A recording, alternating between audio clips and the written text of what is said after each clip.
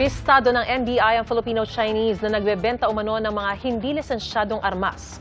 Ang depensa ng suspect sa pagsaksi ni John Consulta. NBI! Nang makumpirmang naikasa ng transaksyon, nagtakbuhan ng mga operatiba ng NBI Dangerous Drugs Division at Organized and Transnational Crime Division papunta sa basement parking ng isang condotel sa Makati. Agad nilang pinusasan ang suspect na isa umanong gun runner o nagbebenta ng dinisensyadong baril. Nandito sa aking kaliwa itong subject ng operasyon sa Filipino-Chinese National.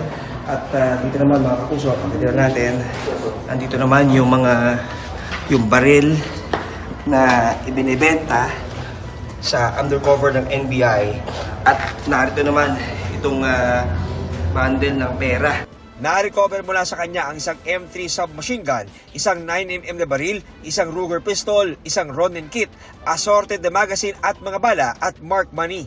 Ayon sa NBI, maingat sa pakikipagtransaksyon ang suspect at pinipili na maigi ang kanyang bebentahan ng baril. Nagkakaroon siya ng mga counter surveillance and sinecheck niya yung mga clients niya.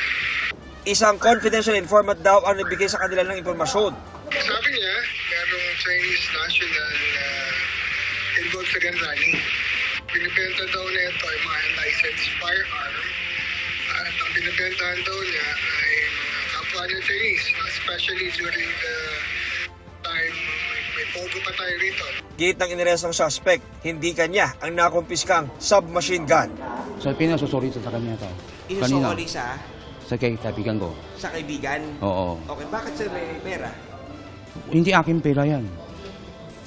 Hindi siya yung pera? Wala, hindi akin yan. Binibenta niyo raw po sir yung baril. Hindi. Nakakulong na sa NBI Detention Facility sa Muntinlupa ang suspect na naharap sa reklamong paglabag sa Republic Act 10591 o Comprehensive Firearms and Ammunition Regulation Act. Yeah, we're coordinating with our counterparts. Kasi check kung nagamit nga itong mga baril na ito in other crimes. Also, we're checking his identity. Kung talagang